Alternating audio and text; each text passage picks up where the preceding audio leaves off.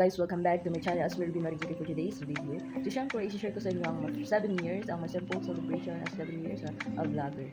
So sa 7 years ko, syempre sinasabi ko ng mga challenges ko sa pag-vlog, minsan wala kang maisip sa pag-vlog, minsan, syempre, napapatuloy ko pa rin kasi mga iba't iba talaga tayong target kung bakit tayo pumasok sa pag-vlog. May iba para makapera, syempre ang dati ko pang sinasabi na, syempre I am contented kahit na ano man ang magiging future ng pag-vlog ko simula ng first day na nagpasok ako sa pag-vlog. So this time, I'm celebrating my 7 years of vlogger, June 15, 2019. So sa mga ikatatlong celebration ko na ito, kasi yung first celebration ko is 5 years.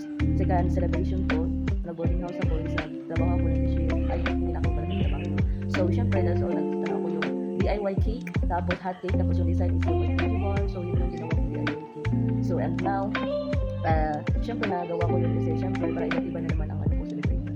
So this time, as yung celebration na, diba nakapag-vlog na ako ng banana cake. So this time, first time na syempre malasahan ko ang kamuting itlog. Kasi nga, before, banana cake lang talaga ang na-try ko pa yun. Tapos, kami tayo ng kamuting cake, designan ko ng 7 years. So ayan, syempre, wish ko talaga sa pag-vlog. Sinabi ko naman yun bago tayo ito. Pero mag-voice over din naman ako, diba? So mag-voice over ko, syempre, mag-voice over ako kung ano yung na-wish ko sa 7 years ko.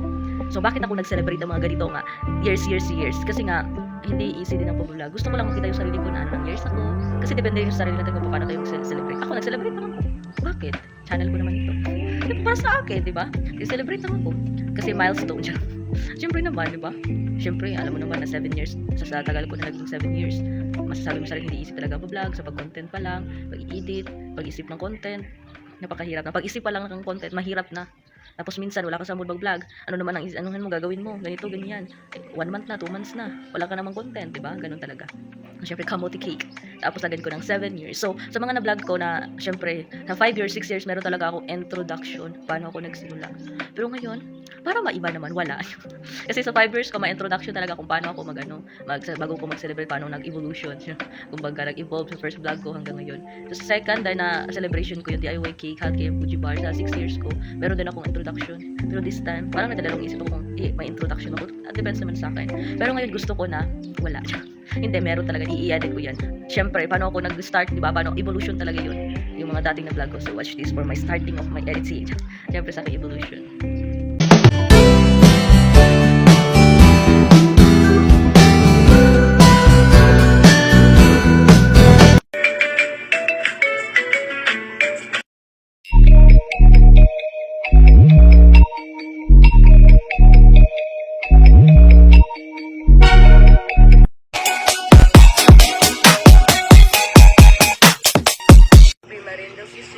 Vlog ko. So what's up guys, may Ruby Marinduque and welcome to my YouTube channel vlogs.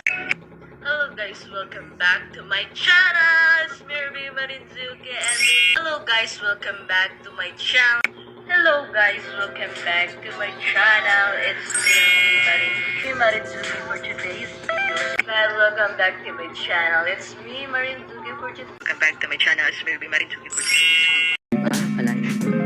So mga pwede din yung gawin. Ayan, nag-wish na. So ngayon, dahil 7 years ako, nagbablog since June 15, 2019. 7 years na ako, magluluto tayo ng kamote cake. So first, nang naluto na yung kamote cake dyan, so kailangan siyang pipinuhin para gawin ng kamote cake. So dati nakagawa na ako ng vlog ng banana cake. So ngayon, kamote cake with nipsa na yung i-design ko pagkatapos maluto ng kamote cake. Pero wala kasing nips na binili ko. So nag-ano lang ako na kahit ano para may design lamang ako ng 7 years. So syempre, sponsored by my mother. Syempre, para bumili ng kamote, harina, syempre, yung mga ingredients pa dyan. So, tinulungan ako ng boyfriend ko dyan. So, dati kasi yung 6 years, kasama ko sana siya noon sa pag-celebrate. Pero may pinuntahan kasi siya, kaya, syempre, yung sobra ng nagawa kong DIY cake noon na hot cake with Fuji bar. So, yung the rest nun, siya ang nakaubos. Kasi, syempre, hindi na ako nakapag-ano nun kasi umalis yung boyfriend ko. So ngayon, tinulugan niya din ako dyan sa luto ng kamote cake. So syempre, supportive yan, pero ang totoo, nagbabashing din siya. Syempre, support with the bash din na siya yan. So ayan, naluto na talaga.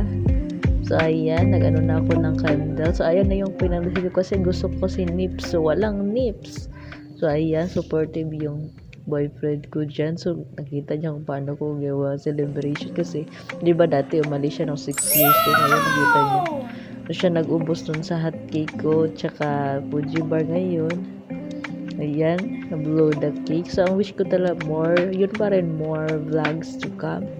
At syempre, continue pa rin kung ano man yung nasimulan ko at to share to motivation to everyone at syempre masaya lang sa mga kalaguhan ko sa mga pag-vlog.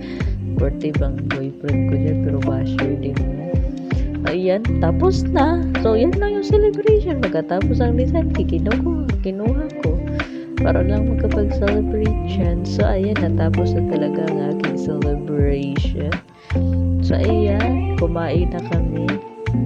Hindi, tapos ang celebration, kinain na ang kamote cake. 7 years. So ayan na. Thank you so much. So, kumain lang kami dyan. Tapos na ang vlog. Thank you. So, kasama ko kayo sa 7 years sa vlogger. So, katatlong celebration ko na to. 5 years, 6 years, and 7 years na. So, ayan. I'm celebrating. Thank you so much for watching this video. Isang simple celebration. 7 years na sa vlog. Thank you so much.